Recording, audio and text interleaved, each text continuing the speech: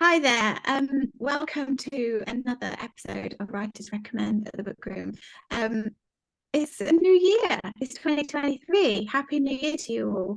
And so it felt only right, considering that we're in a new year, we're setting all our intentions and New Year's resolutions that we will probably break by March. I mean, I say we. By next week. Yeah, I'm projecting here.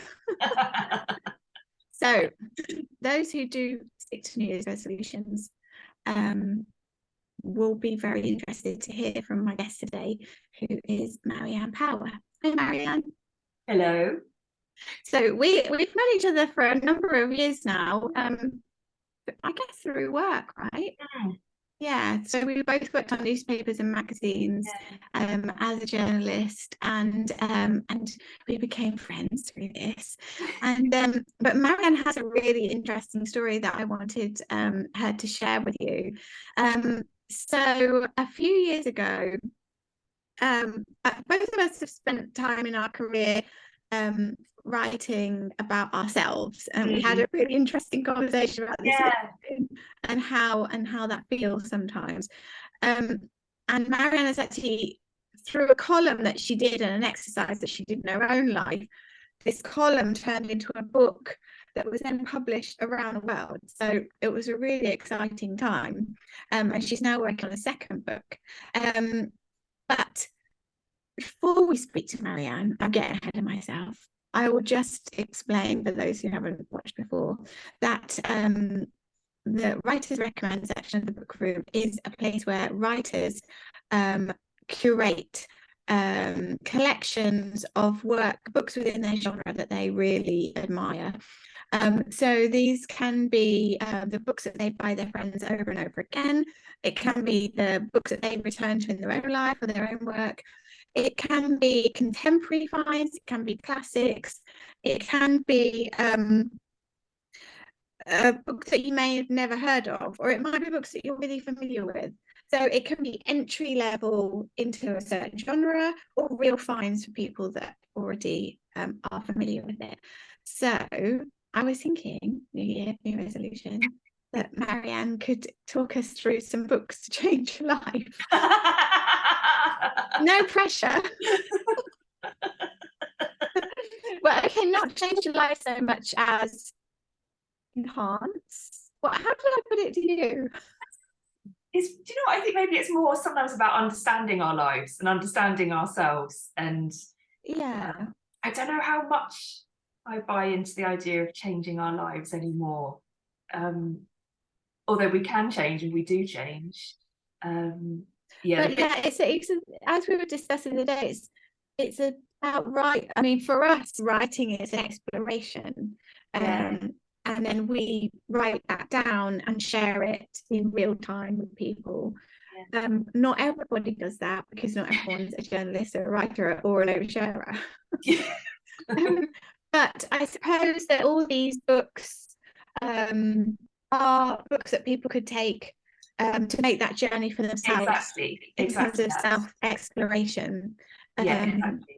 So to start off with, because I'm really interested for you to talk us through the books that you've chosen, because some I'm familiar with and others I'm not. But tell us about your own book and your own journey to publication. Have you got a copy of it that you could? Yeah, I do. I actually do. It's the only one that I have. Help me. Has self-help has not changed my life. Okay, that's a great start. And so this book it started life as a blog. And well, it started life with a hangover, a really, one of those proper hangovers where you hate every single bit of yourself, and there's a bit of an existential crisis. And at that point I was 36, and we would have been journalists together probably around that point. On paper things were really good, I had friends, I had work, and but I was really quite lost, and just lost. Friends were kind of moving on and going through all the stages of getting married and having kids and buying houses. I was always in debt, I was always single, I was depressed quite a lot, I was drinking a lot. and watching a lot of Kardashians was the other thing I was mostly doing in that time. And then the other thing was I was reading self-help books, which at the time, you know, I think we've moved on a little bit now, but at that time, it actually felt like quite an embarrassing thing to be doing. And so I'd have all these self-help books that would sometimes get sent into newspapers, and I would kind of squirrel them away and hide them under the bed. And, you know, like it wasn't, I would keep my clever books out on a bookshelf to be seen, but the self-help would kind of be tucked away. And then I just had this idea that, in this hangover, I started rereading a copy of Feel the Fear and Do It Anyway, which is a self-help classic that sort of does what it says on the tin. And I was trying to kickstart some sort of motivation. And I just had this realization that the reason that none of these self-help books ever changed my life, and I'd read so many of them, was because I didn't do anything they told me to do.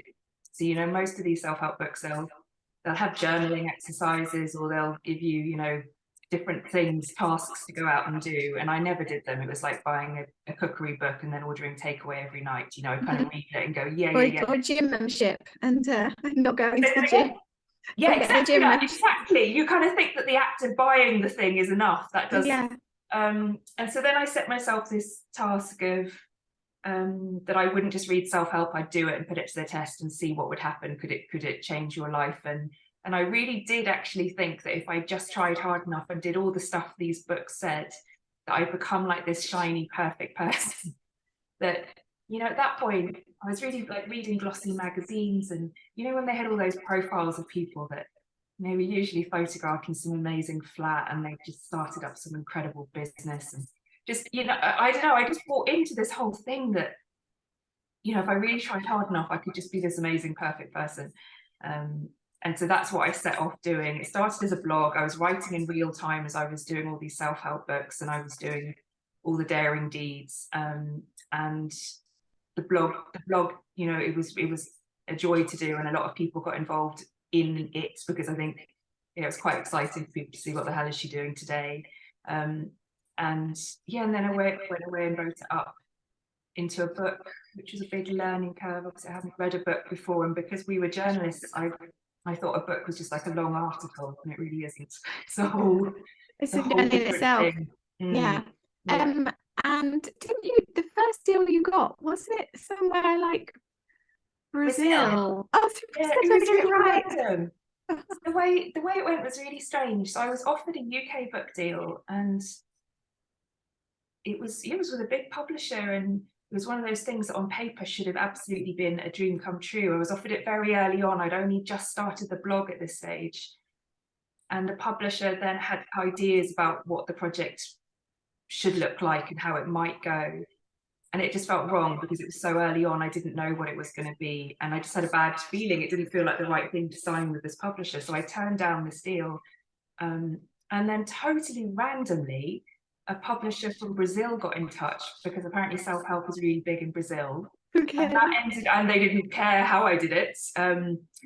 And so then that ended up being the first deal that I signed before I'd even finished the project. And then I think I ended up being maybe two or 3 years late delivering that book to them. So by the end, they were sort of lost their patience with me. But then by the time I did deliver the book to my agent and to the Brazilian publisher, it was in good enough shape that actually a lot of people then picked it up really quickly. But yeah, it was Brazil at the beginning. I mean, then it snowballed, didn't it? I mean, you even signed the rights for a movie. It was TV, actually. TV. Yeah, no, it was a whole whirlwindy dream, you know. And like, you know, but they're slogs books, aren't they? They take a lot. And I really got very lucky with it in terms of people responded. Yeah. Amazing. So I suppose the burning question for all of us, without giving away the book, because obviously we would like to encourage people to read the book and to buy it from the book room. But, you know, what were your findings kind of broadly? You know, what are you able to give away of your findings? Because I know that the first book we're going to start off with in your selection is one that actually appeared in the book. So there must be some success. So before you move on to that, tell us about your project and how it worked out. So I learned a lot. I really did. and I suppose this sounds so obvious, a thing when I say it sounds so obvious, and people are like, oh my God, did you have to go through all that to learn this? But it turns out I did. But the obvious thing is just there's no such thing as a perfect person. And it doesn't matter what you look like, or how much you meditate, or how many affirmations you repeat or something. I had this idea that there was something wrong with me and I just needed to try hard enough and fix it. And I didn't really understand what was wrong with me, but that was just the feeling in me that I wasn't good enough and all that stuff. And then through the process of all this, constantly trying to be perfect and trying to be better, I sort of learned really painfully that there just isn't such a thing. Like, humans are pretty messy, gorgeous, up and down people. And so that's why it said that self-help didn't change my life, because in a lot of ways it didn't. I ended a very similar person to the one I was at the beginning, but I probably end up much more at peace with this person that I was and that I am.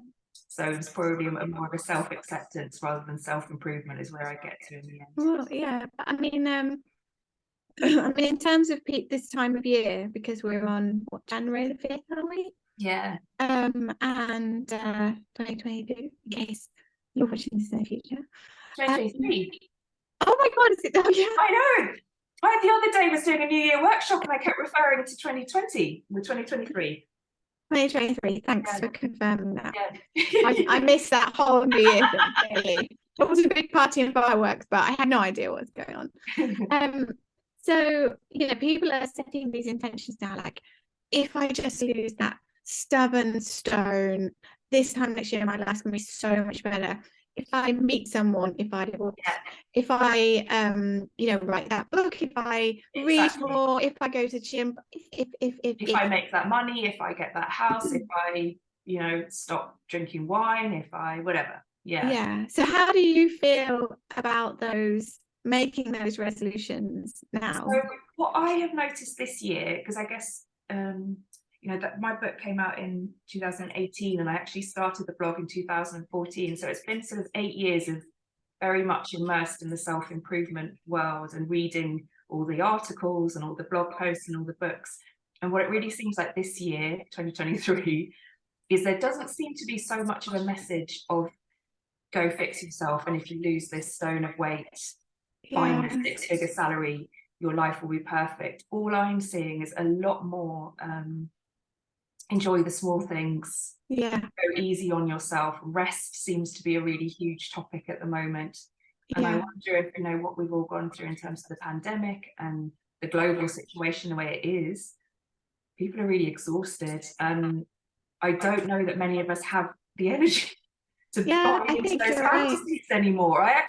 They're just not quite working for us. And so I like the vibe that seems to be around this new year. Like, even Deliciously Ella, who's does cookbooks and very much in the wellness world, wrote a really long Instagram post kind of criticizing the wellness world and sort of saying, please don't think that if you buy this expensive detox kit, your life will be solved. Or there's a lot of the wellness industry. I mean, it's a business, and it's like a hugely profitable business. And it thrives on the fact that when you get hooked into it, you don't just buy one diet, you end up buying several diets. You don't just buy one self-help book, you buy, like, I don't know, bloody hundreds in my case. It's the industry, and I'm probably I'm not so into the whole before and after idea of self-help, which is what I used to think, but I am a fan of trying to understand yourself, trying to understand your patterns and what makes you tick. Yeah, definitely. But I think, as someone who's just finished writing a book about death, actually I was just looking at the line edits of this book that Wendy Mitchell and I have coming out in June. And the quote that I put at the beginning of the book, and I'm going to get it wrong now, but it was, we have 2 lives, and the second begins when you know. Oh no, I'm going to muck it up now. It's a Confucius quote about, something like, we have 2 lives and the second begins when we realize we only have one, or something. Yeah, that rings a bell. That's great. I'm really messing this up, but basically, you know, I think, and having worked with somebody with dementia for the last few years, that living in the present and living in the now and thinking that your life will be better if you get rid of that stone or whatever, and you're missing all that bit. You're missing the now that you're in. And you know, it's only when disasters and catastrophes or progressive or illnesses or something like that comes along that we think, oh my God, I had it so good. Exactly. Like I'm always focusing on my aches and pains. And yesterday I had a conversation about life insurance, and the guy was running through, have you ever had this? And I was like, no. I said to him, oh my God, I'm actually quite healthy, really. Guys, you know, imagine there's people answering yes, no, yes. I know. We don't value these. No, yeah, exactly that. Basics: food, shelter, water, health, happiness, some peace. Yeah, some people in our lives who care about us and that we care about them. Yeah. You know, if we have all that, we're basically like really winning. So before we get too like sweet, come on, we are like, you know, hard-nosed journalists, right? Why don't you talk us through your first selection, which, as I said, appeared in the Help Me book? Yeah. So we've got to have some good things to say about this one, I'm guessing. Yeah, so and I loved loads of the books I did in Help Me. So there was, I always get asked what was my favourite one, and there were a few that I really loved, and I loved Feel the Fear and Do It Anyway, because that was just, it just is a kick up the arse to get out there and do something, do anything. So it's a real high octane energy book. But the one that probably, and that had me going off and doing lots of amazing things. I did stand-up comedy and naked modelling, and I jumped out of a plane, and it was all like adventurous. But the one that probably, when I read it, was like one of those proper clouds parting and the heavens showing down, going, and me kind of going, oh, was The Power of Now. Okay, that was like, it's actually all warped. I think I dropped it in the bath once, and there's you know, it's all lots of underlines and exclamation marks in the margins. So The Power of Now is really in line with what you were just saying about Wendy. So he says that when you're walking down the street and you see someone who's talking to themselves, you can kind of feel sorry for them and think, oh my God, they have problems. But we're actually all talking to ourselves all the time, and we all have this voice in our head that's narrating everything we're doing. And it's usually a really critical voice, and it's often a voice that is either rehashing stuff that's happened in the past, or it's worrying or trying to skip to a moment in the future. So exactly like that thing of, things will be better if I have a partner, things will be better if I have money in the bank, things would be better if I was a size 8. This kind of constant, and he says that as a result of this ego mind that's constantly going forward or beating yourself up for something you did yesterday, we're missing the only thing that's ever real in life, which is the present moment. Like, this is literally it. This is all life ever is this present moment. Yeah. And he says that, again, a bit like you were saying, when you're doing this sort of dress rehearsing of disaster, you know, so if sometimes we're imagining in the future when things will be better, but sometimes we're really worried about it, you know. So this second book I'm writing, what if I don't get it finished? What if it's shit? What if I can't pay my bills? What if blah, blah, blah. And he says that most of the time, if you ask yourself in this present second, do I have a problem right now? The answer is almost always no. And we just mess ourselves up by this constant imagination. And we miss our whole lives. And he says we treat our life like an obstacle to overcome. Every day is like an obstacle to overcome. And then one day something really big happens and you go, oh God, what a waste. Yeah, I'm worried about all that for nothing. Yeah. And he also, sorry, but just he also says that, you know, I don't know if this is the case with Wendy or not, but he says we spend so much time dress rehearsing problems and panicking about them. He said normally when the big stuff happens, we usually amaze ourselves at how well we handle it. You know, when the big stuff actually is happening, you have no choice but to deal with it. Yeah, exactly. But what a shame that we miss the other 90% of the good days waiting for these. And it just, I mean, it's, again, it's when you say it, you're like, oh yeah, of course. But there was something about the book that really I guess maybe sometimes these books, it helps when you read them at the right time. And I think at that point in my project, I was 10 months into it, and I had driven myself into the ground trying to become perfect, and was falling out with my friends, and was becoming quite depressed. And The Power of Now I read, and it was just, it felt like the truth, like a real proper underlined capitals. So I probably reread it 3 times. I mean, it's always something to come back to, isn't it? The present. And somebody once gave me a really good acronym for fear. I don't know if do you know Future Events Already Ruined? No, I didn't know that one. There was one other acronym I heard for that, which I now can't remember. Oh no, I'm thinking of FINE, which is fucked up, insecure, neurotic, and something or other. The future events already, yeah. And he says this, that humans are quite an insane species. And he's kind of like, I'm not saying that as a criticism, it's just a fact. Yeah. Completely. Complex, contradictory.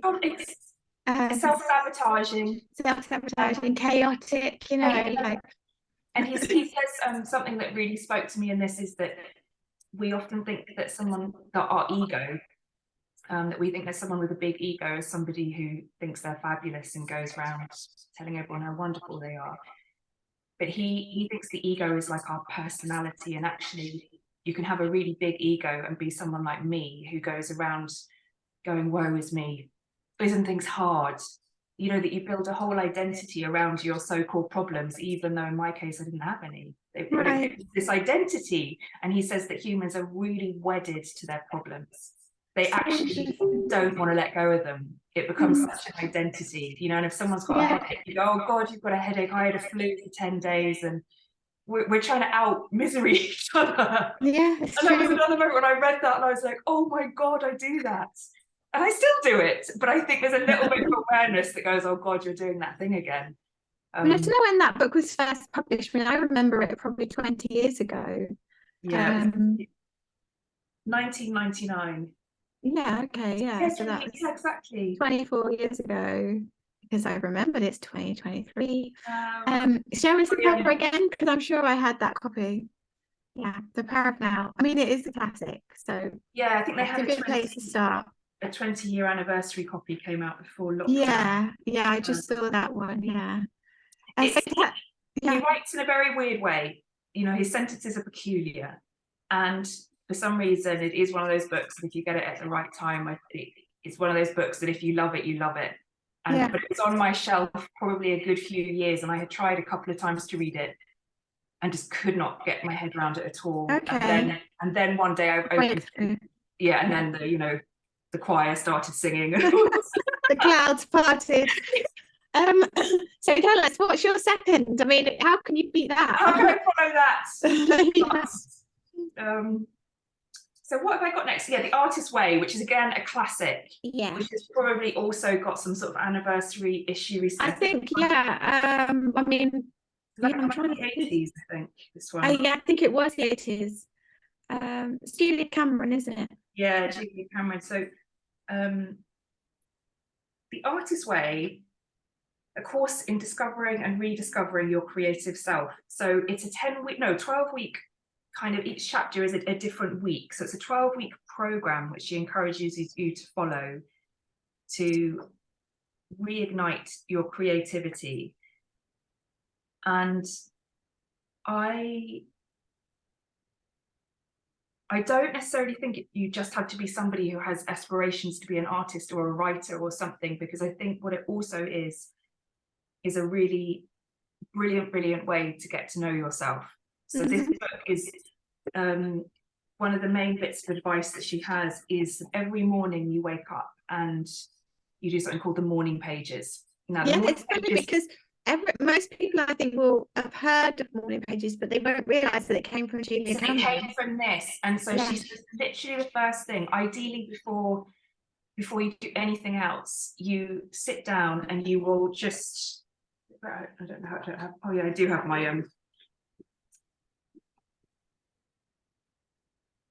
So it's automatic. My morning pages book from this morning. You just scribble automatic writing. 3 A4 pages, and it can be just, it is literally stream of consciousness. Ideally, you keep the pen moving the whole time and you let anything, absolutely anything come out. You're not trying to be clever or write anything in particular.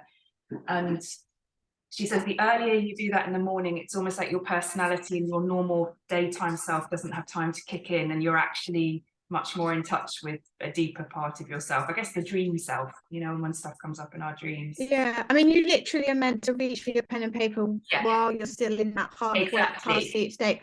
And I think that what I found from doing morning pages is that stuff comes up for you when you're all doing automatic writing that you didn't actually know this was there. So something you'll keep coming back to a subject that you didn't realize was bothering you, or you didn't realize you were, and so I mean, I think it's a brilliant way of starting the day. And like you said, it's not necessarily for those who want to write.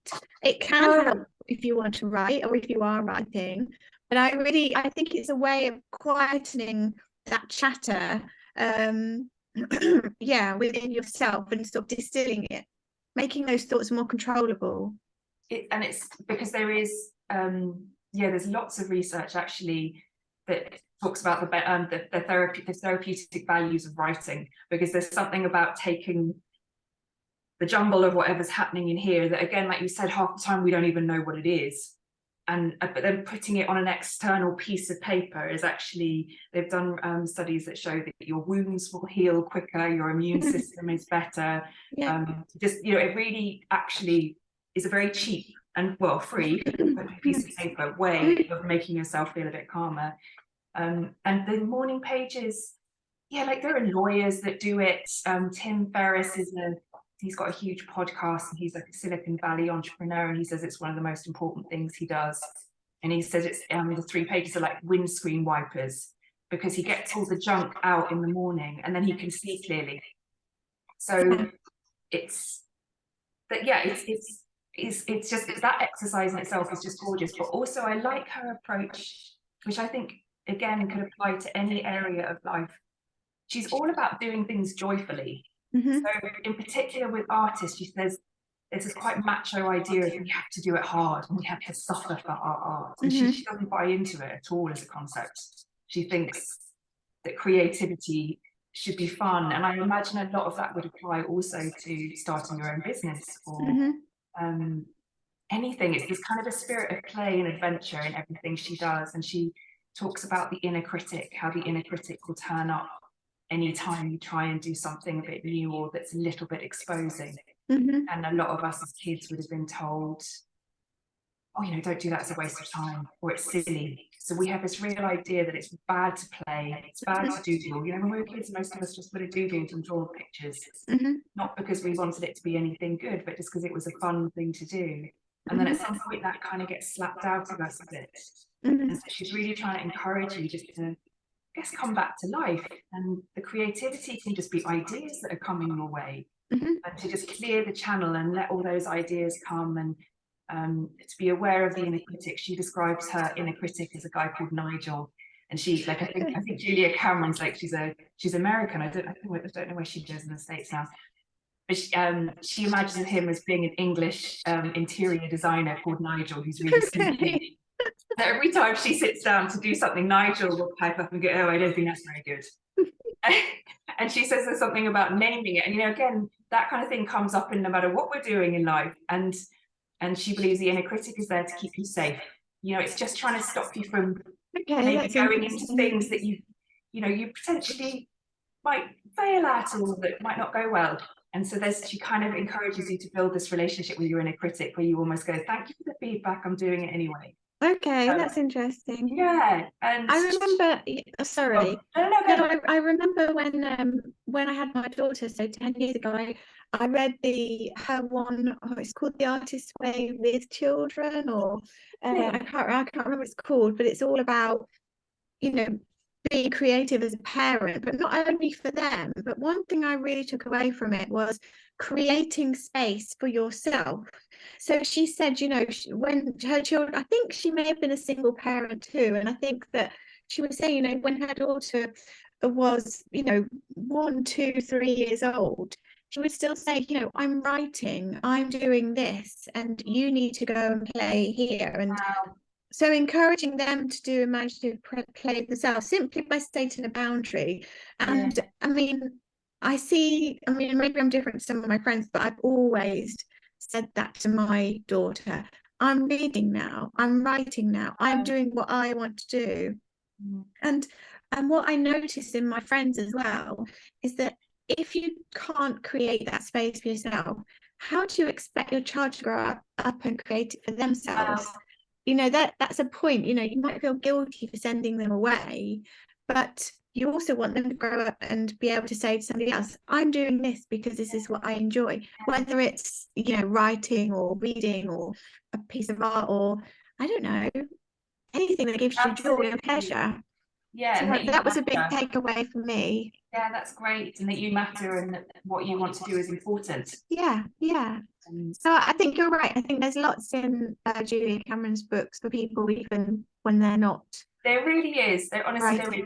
Even if you were to it were to encourage you to take up some sort of hobbies just for the joy of it. You know, because I think we live in a world where it's very much, what's the point of that? What will it lead to? Rather than the joy of just doing it. And that's what I take away from her. Like, she's somebody that when I read her, I kind of think, oh, you're fun, you know, and because I'm someone who can make things all a bit serious and heavy. Okay. She's not like that, you know. Okay, so what have you got for us next? So the next book you've got on your screen is, because I lent it out. So I'm going to try and see if I can do the share screen thing, which is like, I'm not a very technological person, but we haven't got the cover, but here we are. Can you see it now? Yeah, Writing Down the Bones. So it's a kind of, I think, so look, the forward to this book is by Julia Cameron. Yeah, and so they're very aligned. I've heard so much about this I love it. book. Yeah, I've never read it, but it keeps, you know, those books that just keep coming to you and you're like, it's almost like nagging me to read it. So yeah, tell me about it. So it's probably, so they're very similar in terms of, for them, so I'm just thinking about something else I didn't say about Julia Cameron's Morning Pages, that even if you weren't trying to do it in order to be a writer, you get to know yourself so incredibly well, because like you said, it's amazing what turns up on the page and you're like, I didn't realize I was still pissed off about that, and I didn't realize that was and there will be such repetition in what keeps coming out on the page every day. And she says that at some point you will be so annoyed with this thing that you keep ignoring that you have to do something about it, because you can't bear to write another bloody page about it. So it's a really good way to get to know yourself. Sorry, just before we move on to Writing Down the Bones, should you show the cover of The Artist's Way again for us? There's a bit of bright light there. Yeah, the cover's probably changed since then, because it's an old copy. Okay, well, it will be on the online bookshop. So yes, let's move back. So then Writing Down the Bones is also writing, and it is a book that I think people who want to start writing read. So it is one of those books that I think people who love it really love it. And Natalie Goldberg is she's I think a Zen Buddhist, definitely a Buddhist, and she's just such a warm and friendly voice. You know, she's somebody that you would like to be friends with. It's such a cliche to say that, but she's very funny and easy. And her book it's really about writing as a form of meditation, and writing as a way of paying attention to your life. And that makes actually very vivid, great writing if you want it to be something. But it also is just a way of paying attention to the present moment. So she says this lovely line about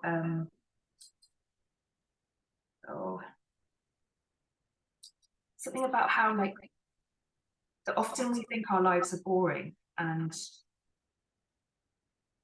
if we want to write, we kind of will not think that there's nothing here.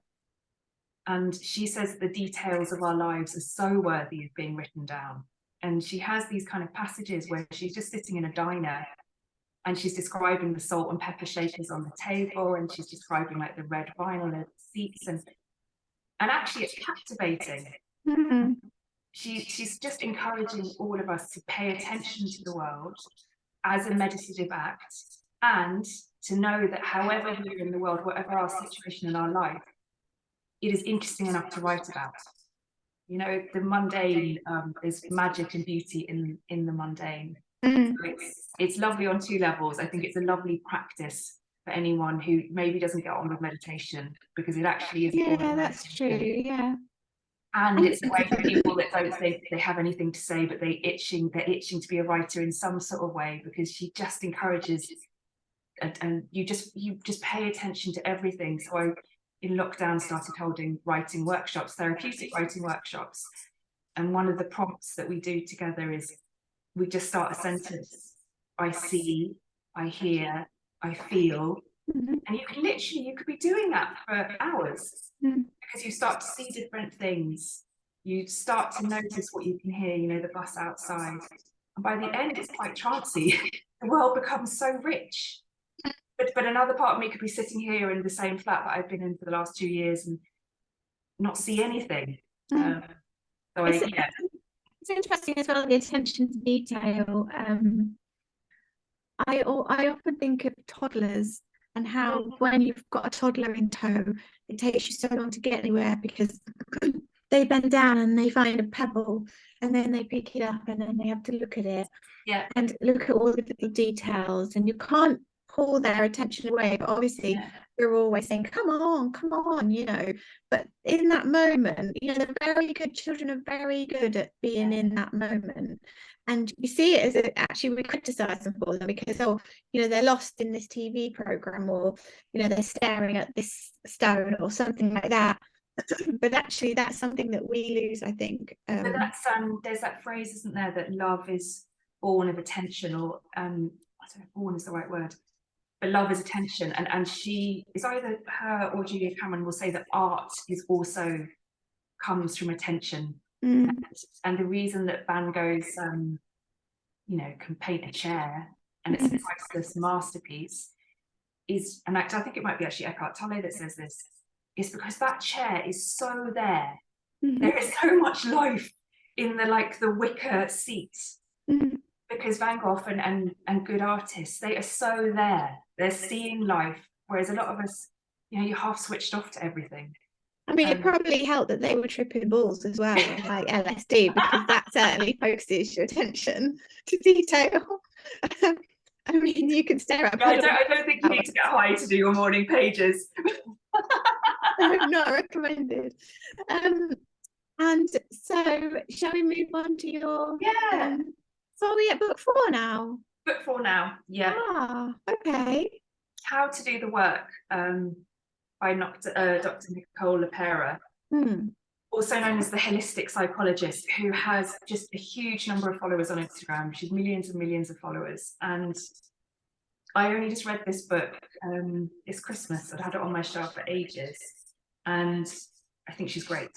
It's she's a traditional psychotherapist and was still really unhappy herself. And I think she was seeing patients that were coming in year after year after year with problems that never changed. You know, you get better at articulating the problems, but they never changed. And this book is kind of her attempt to figure out why, and also to improve her own life. And it's a really good beginner's guide to somebody who might not have the time, money, interest in going to therapy, but it's a really good way to start to understand some of your psychology and how the things that you're brought up with all of the best of intentions, how they impact you, you know, how mum and dad were, and the world, the messages that you got, and how that then plays out throughout your whole life. So one of the messages she got from an absolutely tiny moment where her mother ignored her as a child was, I don't matter.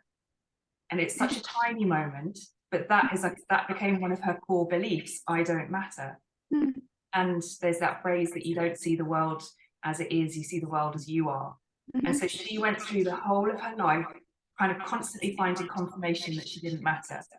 And I mean, I am slightly feeling guilty at the moment about sending my daughter away. I'm reading.